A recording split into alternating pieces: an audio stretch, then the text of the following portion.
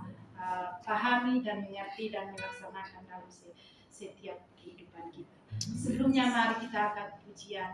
Kusiapkan hatiku Tuhan, kusiapkan hatiku Tuhan, ku kenal firman-Mu saat ini.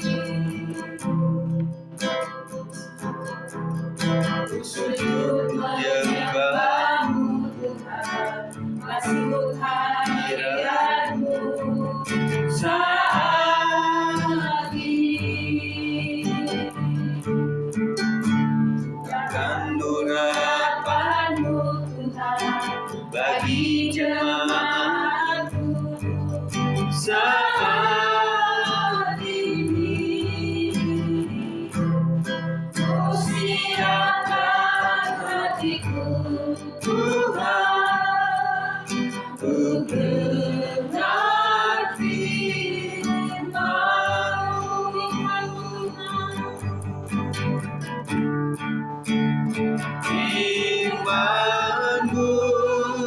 Tuhan, tiada berubah,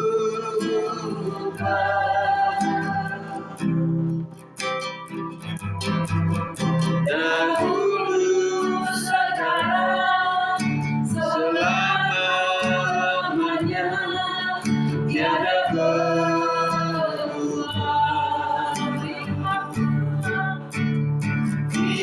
firman-Mu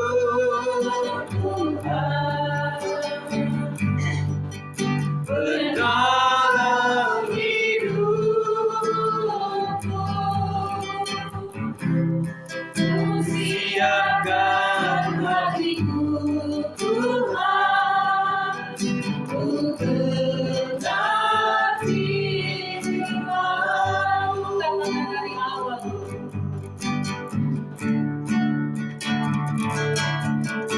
Siapkan hatiku Tuhan, ku dengar firman-Mu saat ini.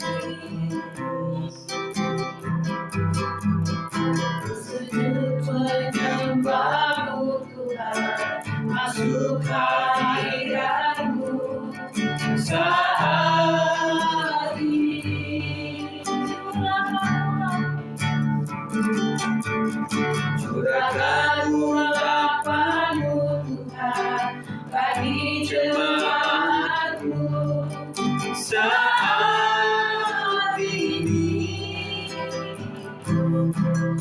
siapkan hatiku Tuhan, ku dengar firman-Mu.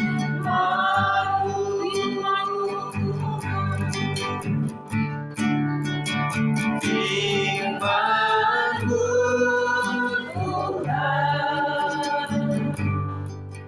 tiada berubah,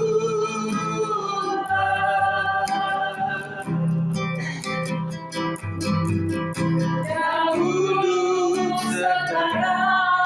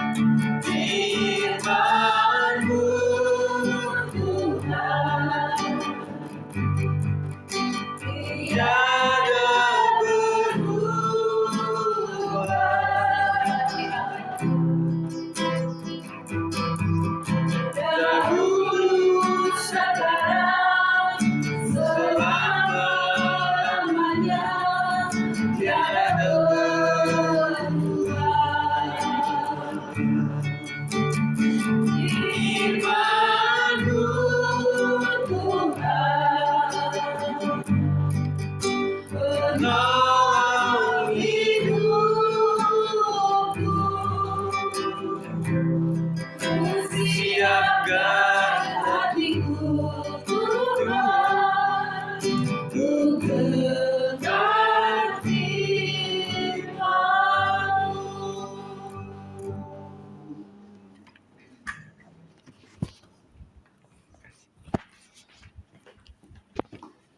Mari kita akan berdoa.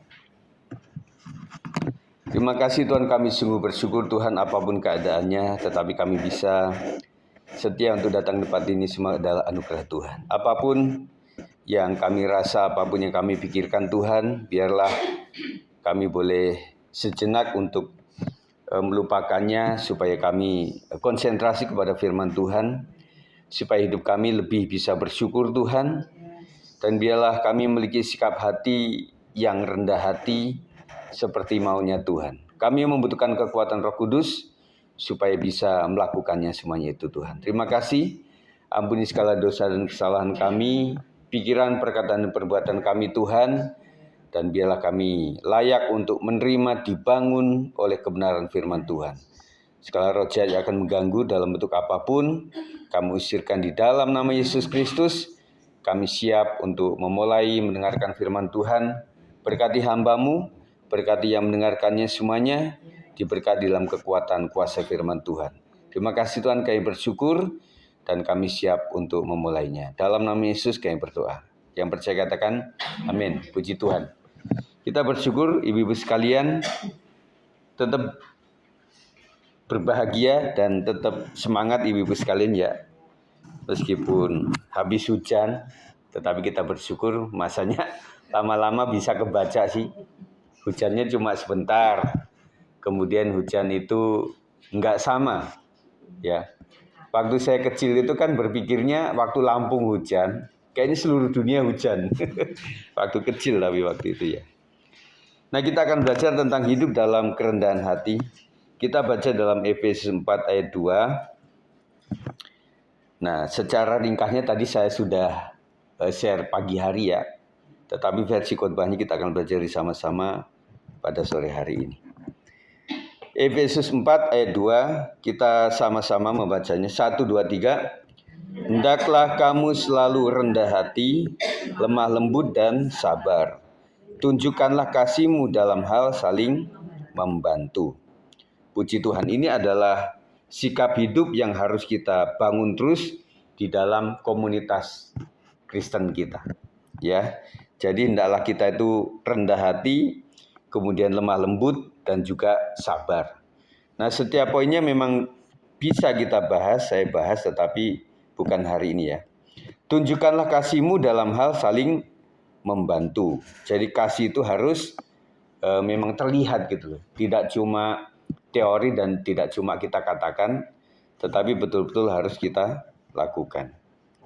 Pelajaran buat kita adalah kerendahan hati membuka pintu kasih karunia Tuhan bagi kita dan memuluskan hubungan dengan sesama. Jadi ada dua hal. Yang pertama, dengan kita rendah hati maka pintu kasih karunia dari Tuhan akan terbuka untuk kita. Yang kedua, membuat kita hubungan kita dengan sesama akan menjadi baik. Kasih kepada Tuhan akan berlanjut kepada kasih kepada manusia. Seperti salib ya. Saya sering katakan itu, ibaratkan itu. Jadi Allah mengasihi manusia, makanya manusia yang sudah dikasih oleh Allah mengasihi sesamanya. Begitu ya. Saat kita memilih rendah hati, yang pertama kita mengaku tidak lebih baik dari orang lain. Ya. Jadi esensi orang yang memiliki hati yang rendah atau rendah hati maksud saya, kita sekaligus mengakui bahwa kita bukanlah siapa-siapa. Ya. Makanya sering saya katakan bahwa coba kita melihat sejarah kita, siapa kita sesungguhnya. Kita bukan siapa-siapa.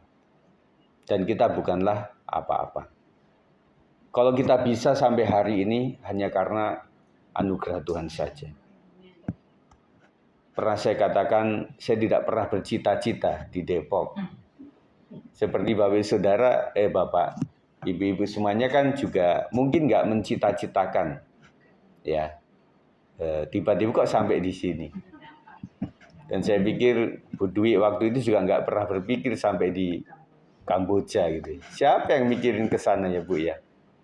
Tetapi itulah jalan hidup.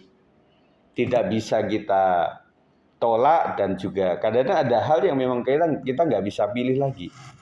Harus kita jalani gitu.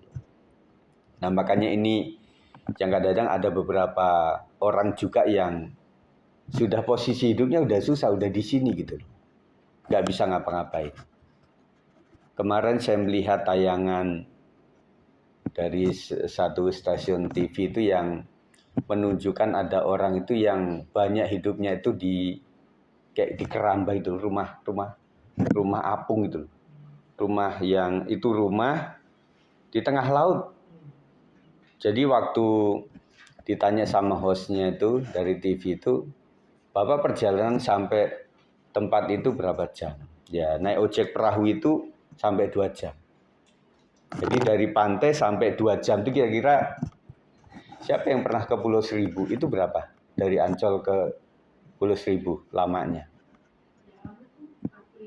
Iya, berarti itu lebih jauh lagi. Itu di Bangka Belitung. Nah kemudian dia bilang, si anak-anak kok nggak sekolah gitu. Dia bilang enggak. Sebenarnya saya paksa dia untuk sekolah. Tapi dia berpikir SMA waktu itu. Dan dia ditanya, kamu cita-citanya jadi apa? Saya pengen jadi polisi. Tetapi karena saya melihat Bapak itu berjuang untuk saya, ya udah saya nggak meneruskan itu. Saya memendam impian saya menjadi polisi, saya bantu Bapak untuk melaut gitu loh. Jadi melaut itu berbulan-bulan ibu-ibu. Jadi perahu ojek itu cuma 2 kali sehari. Yang pertama nganter, yang sorenya balik lagi. Nah akhirnya di situ Bapak ini sama 2 anaknya sama 1 nenek yang ikut juga. Dan kemudian karena ini arena petualang, makanya si hostnya juga sama kru syutingnya juga ikut menginap di situ. Jadi bisa bayangin ya, itu ditancapkan ke laut itu 13 meter ke bawah. Dan cuma begitu saja dia bilang itu 30 juta untuk membangun seperti itu.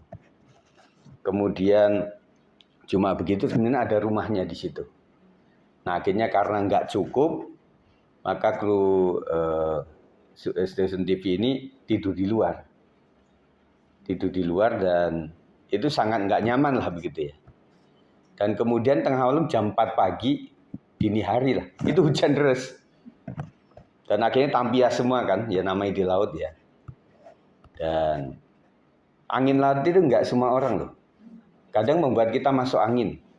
Saya aja yang beberapa kali Bakauheni Merak itu pun kadang-kadang waktu malam-malam masuk angin. Nah itu akhirnya, ya itulah. Jadi akhirnya Bapak ini menangis. Ya udah nasib saya begini. Ya udahlah istri sama anak yang kecil yang masih sekolah ada di rumah. Dan satu lagi yang kakaknya yang masih sekolah itu kalau dia libur dia ikut bapaknya melaut gitu. Nah itulah kehidupan. Makanya saya melihat tayangan itu ya kita lebih bersyukur ibu-ibu sekalian. Ya kita lebih bersyukur meskipun kadang-kadang masih kurang ini kurang itu ya udahlah. Yang penting jalani dengan ikhlas. Kata orang sana dengan tawakal gitu ya. Yang penting kita nerimo legowo. Ya semoga hidup kita lebih bahagia gitu loh. Daripada kita pengen sesuatu yang kita tidak bisa gapai, malah kita mikirin terus malah nggak nyaman gitu ya. Nah, itu jalan kehidupan seperti itu. Kita belajar yang kedua mendengarkan. Dan kita belajar melayani tanpa pamrih. Jadi inilah yang kita akan bangun teman-teman wanita sekalian. Supaya kita juga mulai mengakui bahwa saya bukanlah apa-apa. Dan saya juga merasa bukanlah apa-apa di tempat ini. Semua karena anugerah Tuhan saja. Tidak ada yang bisa diagungkan kecuali Tuhan. Kemudian kita mulai belajar mendengarkan orang lain dan juga belajar melayani tanpa pamrih. Jadi ada pahlawan tanpa tanda jasa. Itu namanya seorang guru ya. Seperti ibu juga begitu. Jadi mereka itu melayani anak kadang dalam nilai yang tanpa pamrih gitu loh. Ya udahlah pokoknya nggak ada hitungannya lah. Tidak pernah ibu mesti nagih anaknya. Aku sudah tetein kamu selama berbulan gini. Coba hitung aja kalau misalnya itu susunya dijumlahkan per rupiah itu udah berapa. Tidak, ibu itu seorang yang ya sudah saya serahkan kepada anak dengan sukarela saja. Sikap rendah hati ini meneladani Kristus yang datang seperti atau sebagai hamba atau pelayan. 2 Korintus 8:9, 1, 2, 3.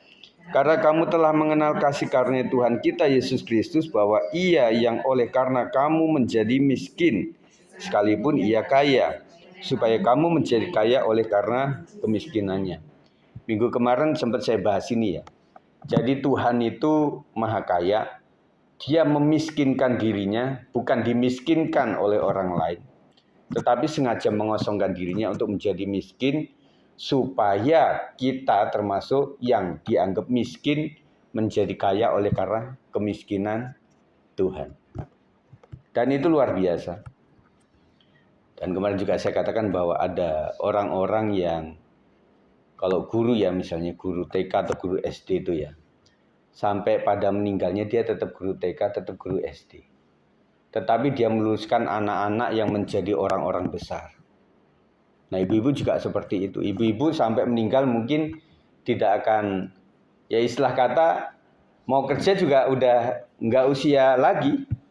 Dan kemudian bahkan Bu Dwi kemarin kan sharing juga, seusia tertentu kita udah nggak bisa minjem lagi. Yang bisa itu over kredit, gitu ya. Termasuk salah satu rekan saya hambatan juga begitu. Saya juga nggak bisa untuk kredit dari baru. Pasti cari orang yang over kredit gitu loh. Dan itu yang dilakukan. Jadi Yesus itu luar biasa menjadi teladan buat kita. Renungan kita adalah dalam interaksi apa aku perlu menumbuhkan sikap rendah hati. Mengapa perlu pertanyaannya. Nah di renungan pagi tadi itu cuma sampai di sini ya. Nah di sini saya pancing lebih luas. Kebanyakan orang akan lebih respek terhadap sikap orang yang rendah hati dibanding sikap orang yang arogan, sok tahu dan merendahkan lawan bicara atau orang lain. Jadi prinsip padi itu semakin berisi semakin merunduk begitu.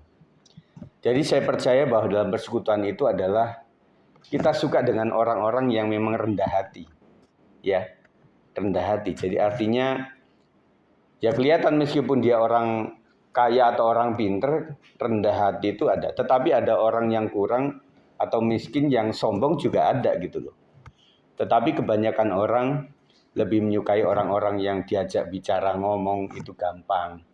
Diajak sharing gampang, diajak bercanda bisa, diajak menangis sama-sama juga bisa gitu ya.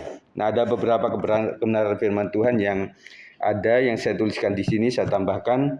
Amsal 11 ayat 19 mengatakan 1, 2, 3, di dalam banyak bicara pasti ada pelanggaran. Tetapi siapa yang menahan bibirnya berakal budi. Maknanya semakin banyak kita bicara tanpa berpikir, semakin besar kemungkinan kita berbuat salah. Betul ya? Lama-lama kita merasa, oh iya saya banyak ngomong. Kata orang Jawa keterucut gitu loh. Ya ampun, kenapa saya ngomong begitu gitu loh. Karena kita sudah kelepasan gitu, banyak ngomong gitu ya. Orang bijak tahu kapan harus diam dan kapan harus dia berbicara. Nah ini kita dituntut dalam persekutuan ini. Ya maaf kata kadang-kadang kita selisih itu karena ada orang yang nggak bisa nahan gitu loh. Akhirnya ngomong gitu loh. Nah yang paling orang nggak suka itu ketika apa-apa tentang kita diumumkan di muka umum gitu. Paling nggak suka. Meski itu kebenaran tentang kita nggak suka gitu loh. Kemudian Pengkhotbah 5 ayat 2, 1, 2, 3. Janganlah terburu-buru dengan mulutmu dan hatimu jangan lekas mengeluarkan perkataan di hadapan Allah. Karena Allah ada di sorga dan kau di bumi. Sebab itu biarlah perkataanmu sedikit. Maknanya ucapan kita harus penuh hormat dan tidak sembarangan. Apalagi di hadapan Allah. Lebih baik sedikit bicara tapi penuh makna. Itu ya ibu-ibu sekalian. Yakobus 1:19, 1, 2, 3. Hai saudara-saudara yang kukasihi, Ingatlah hal ini, setiap orang hendaklah cepat untuk mendengar, lambat untuk berkata-kata, dan lambat untuk marah. Maknanya apa? Hikmat sejati terlihat dari kemampuan untuk mendengar lebih banyak daripada berbicara. Sering orang lain juga termasuk saya mengatakan bahwa pada saat kita sedang marah, jangan mutusin apa-apa. Betul nggak? Kalau kita lagi kalut, lagi marah, lagi emosi, kemudian sudah putuskan sesuatu, nggak bisa diambil lagi. Kalau lisan mungkin cuma beberapa orang yang mendengar itu. Tetapi kalau sifatnya sudah tertulis, apalagi di medsos, itu sudah nggak bisa diambil. Ya, makanya pikirin dulu apa-apa yang harus kita putuskan. Mendingan jangan minta maaf, tetapi tidak memutuskan sesuatu. Ya, kalau memang sudah memutuskan sesuatu dan kemudian salah, ya akhirnya harus minta maaf. Tetapi pilihan yang bijak adalah jangan sampai saya minta maaf. Artinya bahwa kita nggak melakukan sesuatu dengan buru-buru. Betul ya? Tetapi kalau memang sudah salah, ya sudah. Kita mohon minta maaf kepada yang merasa bahwa dia kita salahin gitu ya. Itu cara kita. Amsal 17 ayat 27 sampai 28, 1, 2, 3. Orang yang berpengetahuan menahan perkataannya, orang yang berpengertian berkepala dingin. Bahkan orang bodoh pun jika ia berdiam diri akan disangka bijak. Jika ia menutup mulutnya akan disangka berpengertian. Dalam banget ya. Jadi Amsal itu memberikan hikmat bahwa sebenarnya orang bodoh pun kalau diem bisa dianggap pinter. Itu kata Amsal maksudnya. Jadi orang yang menutup mulutnya itu disangka berpengertian. Disangka ya. Nah kalau betul-betul kita berpengertian, ya itu lebih bagus gitu loh. Tetapi artinya apa? Orang banyak bicara belum tentu membuat orang mengerti siapa dia, belum tentu gitu. Jadi orang berisi itu lebih baik ya diem, tapi menunjukkan karya nyata gitu. Dan kita juga ikut mendoakan para tokoh kita ya, yang bagaimanapun dia menghadapi pinahan, hinaan luar biasa, tetapi diam saja. Artinya bukan berarti diam itu bodoh dan kalah, tidak. Tetapi fakta yang menunjukkan. Begitu loh. Nah kita pengen seperti itu ibu sekalian. Baik ya. Nah, kita akan lanjutkan lagi. Maknanya ya. Maknanya kadang diam justru menunjukkan kebijaksanaan. Tidak semua hal perlu diucapkan. Nah ini yang perlu bagi ibu-ibu, teman wanita. Karena kita kalau sudah punya sesuatu kesaksian itu pengen dibagikan ke orang lain gitu ya. Kayaknya pengen saya ketemu siapa gitu, pengen ngobrol tentang apa gitu ya. Kalau ngobrol yang baik-baik silahkan dan harus diobrolin. Tetapi kalau hal-hal yang sifatnya gosip, sifatnya yang belum pasti, dan kemudian datang jauh-jauh untuk merapatkan itu cuma ngomongin tentang artis, ngomongin tentang apa-apa ya itu ya sayang gitu loh ya. Jadi tidak semua perlu diucapkan. Dan tidak, kata Alkitab apa? Tidak semuanya itu bisa membangun. Betul ya? Jadi sesuatu bisa baik. Baik apapun, nilainya baik gitu ya. Tetapi belum tentu membangun. Kalau kata Alkitab itu adalah apa yang bisa kau lakukan, kau katakan yang bisa membangun orang lain. Makanya kita disinilah dituntut untuk roh yang penguasaan diri, Roh Kudus yang memberikan itu supaya kita nggak asal ngomong, nggak asal memutuskan segala sesuatu, lebih bijak bertindak gitu ya. Yakobus 3 ayat 5 sampai 6, 1, 2, 3. Demikian juga lidah, walaupun suatu anggota kecil dari tubuh, namun dapat memegahkan perkara-perkara yang besar. Lihatlah betapa kecil api dapat membakar hutan yang besar. Maknanya apa? Kata-kata bisa membawa dampak besar. baik membangun maupun merusak. Nah, kita lihat api. Nah, kemarin di musim panas itu sering terjadi kebakaran ya di mana-mana itu. Kayaknya circle begitu loh. Di Indonesia pun atau di negara barat pun kalau sudah musim penghujan ya banjir bandang di mana-mana. Tetapi waktu musim panas ya hutan suka kebakar. Dan kata ahli kalau pohon itu dekat-dekat dan benar gesek-gesek di musim panas itu bisa mengeluarkan api. Ingin nggak siapa yang pernah di kampung? Kalau nggak ada korek api waktu itu kan pakai kayu begitu. Itu cara membuat api dan hutan kayak gitu. Jadi tidak selalu manusia yang berulah itu. Jadi karena alam sudah rusak, makanya waktu musim hujan ya banjir bandang di mana-mana. Waktu musim panas, kasihan ya bagi orang-orang yang ada di pemukiman padat ya. Itu satu bengkel kebakar aja udah kena semua itu. Dan itu yang namanya kayu, kardus-kardus cepet ibu-ibu sekalian. Hampir datang 2 itu udah habis gitu loh. Itu kasihan. Yakobus 3:5-6 tadi, walaupun suatu anggota kecil itu yang disebut lidah, itu bisa menjadikan sesuatu bisa membangun ataupun merusak. Saya katakan tadi, makanya kita hati-hati dalam berbicara. Ya, kita juga bimbing anak-anak kita. Ya, agak bersyukur juga anak-anak saya itu dua-duanya diem. Nah, saya kok berpikir, wah ya lumayan juga artinya ya membuat dia bisa cuek, membuat dia tidak terhakimi oleh karena nggak banyak ngomong gitu loh. Pokoknya dia tunjukin karya aja.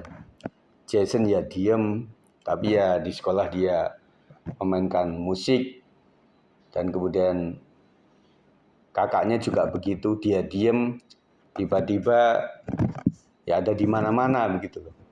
Pernah kan saya saksikan waktu itu, waktu Yafet kecil itu saya kok agak takut gitu loh. Takutnya kuper, nggak bisa ngomong, nggak bisa ngobrol. Terus kemudian om tantenya bilang, dan kepada kami juga bilang, enggak lah kak, enggak begitu. Yafet kalau pendiam banget, betul-betul nggak bisa bergaul, mana mungkin dia punya band, mana mungkin dia bisa ngobrol dengan I.O., mana dia bisa main di tempat-tempat yang kayak gitu, kan orangnya mesti ngobrol. Dan kemarin tuh waktu dia bersaksi tentang band yang baru ini kan, mereka lagi promo-promo ya, termasuk istriku juga mempromokan itu. Dan kemudian waktu itu kan memang anakku ini bukan masuk list dalam daftar yang akan nominasi menjadi keyboardisnya band ini gitu ya. Nah tiba-tiba waktu mereka lagi kumpul, lagi audisi gitu loh di satu tempat itu, salah satu personil yang di bawah itu melihat Yafet kok keren juga gitu loh, main keyboard sambil nyanyi juga gitu loh.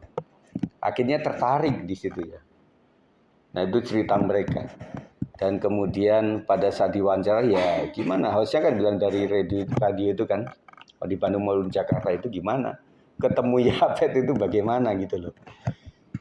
Yafet waktu itu memang agak takut, ya artinya ini seorang muda yang agak sepuh juga, penyanyinya ini kan suaranya berat ya, gede gitu loh. Yafet agak takut, hubungi mamanya, ma aku ketemu ini, habis itu nggak lanjut lagi kan diem. Akhirnya si temennya Yafet yang banyak ngobrol sama istriku ini, si Mauren itu kan. Ya tante, ada om-om yang datang ke Yafet begitu ya. Akhirnya ya kata temennya itu, ya Yafet waktu itu antara iya dan tidak itu ngambang gitu loh.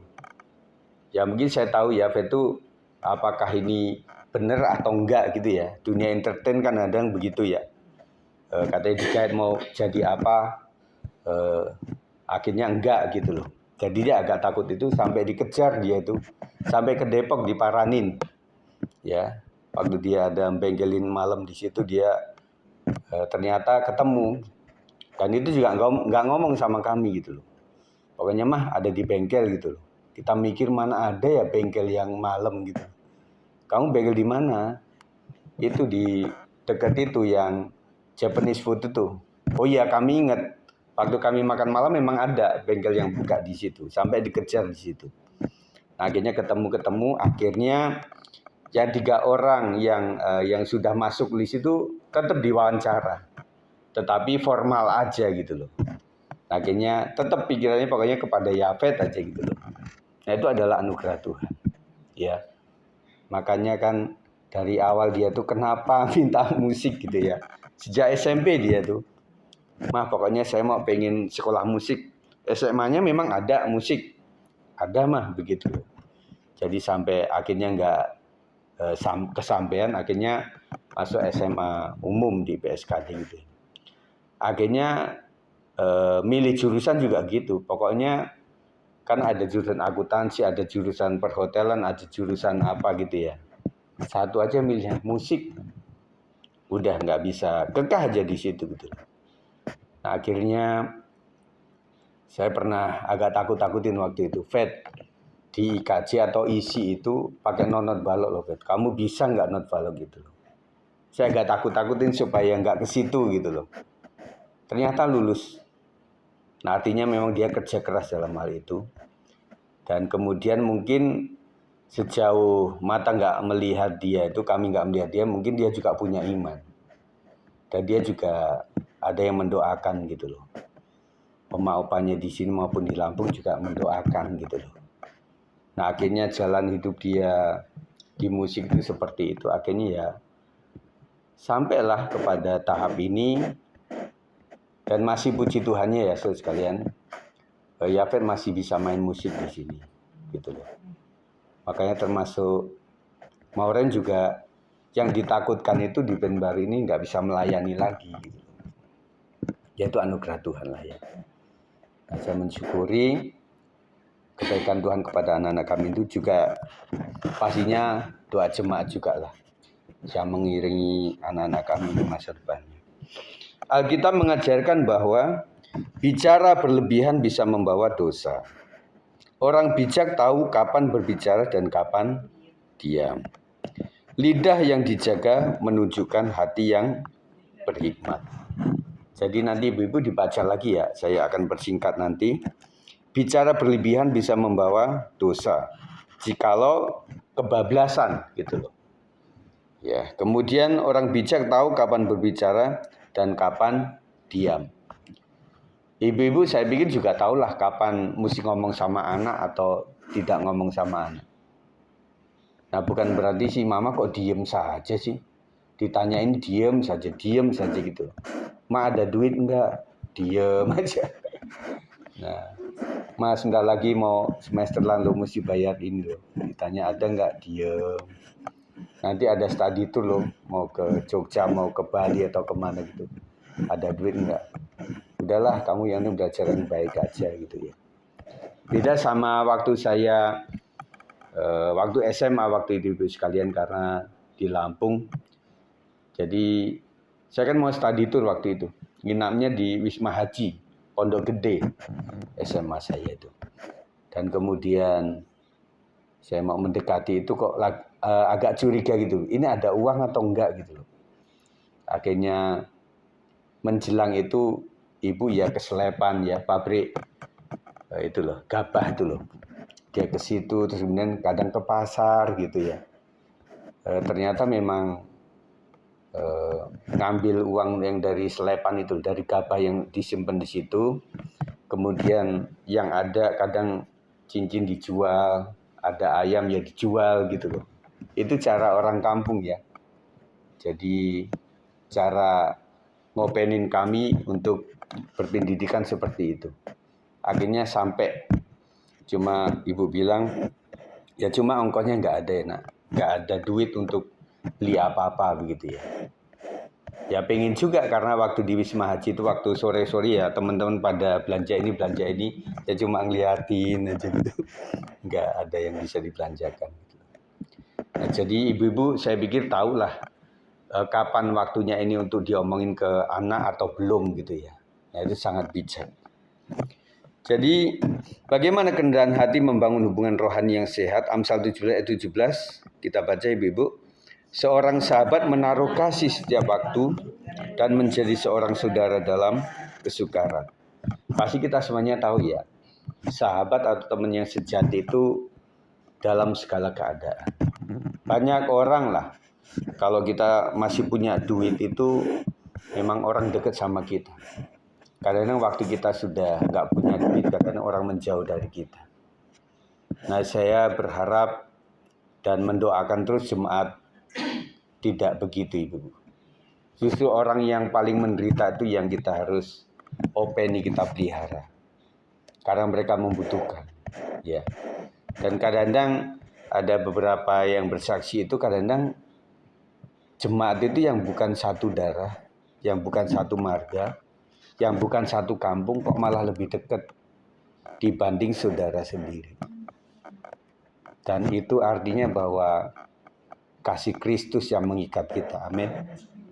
Dan saya mensyukurilah, gak cuma di kita, tapi di gereja-gereja lain juga begitu ya.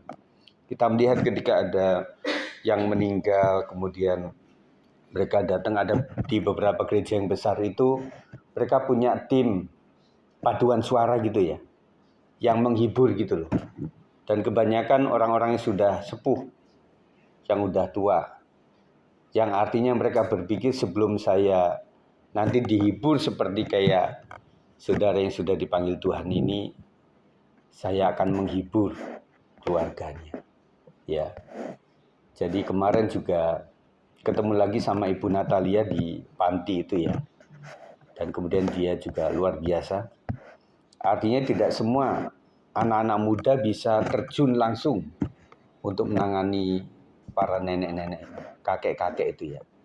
Dan ibu-ibu kan beberapa sudah pernah ikut ya, bagaimana keadaan mereka itu loh. Dan kemarin terakhir juga dari Ibu Gembala Perwil juga datang ke sana itu. Yang saya ceritakan, istriku saya lepas sendiri itu. Nah ternyata memang ada perbaikan jalan dan kemudian memang berbelok-belok jalannya. Tetapi itulah bahwa kehidupan itu seperti itu ya. Kehidupan itu dari muda akhirnya semakin tua, akhirnya ya kita nggak bisa apa-apa lagi. Oleh sebab itu semasih kita sehat, kita abdikan diri kita untuk melayani orang lain juga dengan sikap yang rendah hati. Sebagai kesimpulan, jadilah wanita yang rendah hati. Meskipun ada alasan logis untuk bangga atau sombong. Jadi bukan berarti ya saya rendah hati Pak Gem, karena memang tidak ada yang dibanggakan dari saya. Bukan itu. Tetapi meskipun saya ya punya ini, bisa itu, tetapi ya saya apa adanya saja. Kenapa bisa melakukan itu? Karena dia berpikir waktu saya nggak ada dan kemudian menjadi ada hanya karena kasih karunia Tuhan. Itu yang membuat kita bisa rendah hati dan tidak sombong, gitu ya, ibu-ibu sekalian. Makanya nikmati hidup di dalam Tuhan dan mulai hitung berkat-berkat daripada Tuhan. Ketika engkau menghitung itu, engkau enggak akan bisa sombong lagi. Enggak lah, semua karena Tuhan saja. Itu ya. Jadilah seperti padi, semakin berisi, semakin merunduk. Itu saja ibu-ibu saya sampaikan pada sore hari ini. Sebelum kita mendengarkan pengumuman, kita akan tutup dengan doa ya. Mari kita akan berdoa. Terima kasih Tuhan, jadikan kami menjadi ibu-ibu yang rendah hati. Dan kami tahu Tuhan memiliki rendah hati itu membutuhkan proses. Tidak langsung orang bisa rendah hati. Kami membutuhkan asupan daripada pengalaman hidup kami. Mungkin kami pernah menjadi orang yang sombong. Tetapi akhirnya oleh keadaan kami diruntuhkan. Dan membuat pengalaman itu membuat kami, kalau sekarang ada, bukan untuk kebanggaan, tetapi untuk bersyukur. Terima kasih ya Tuhan, untuk belas kasihan Tuhan, untuk pimpinan Tuhan, untuk bimbingan Tuhan, sejak kami ada di tanah kelahiran kami, sampai kami berada di Depok, semua adalah anugerah Tuhan. Kami memiliki suami, kami juga memiliki anak-anak, cucu dan menantu, itu adalah anugerah Tuhan. Ajarkan kami tetap menghargai itu sebagai sesuatu yang daripada Tuhan.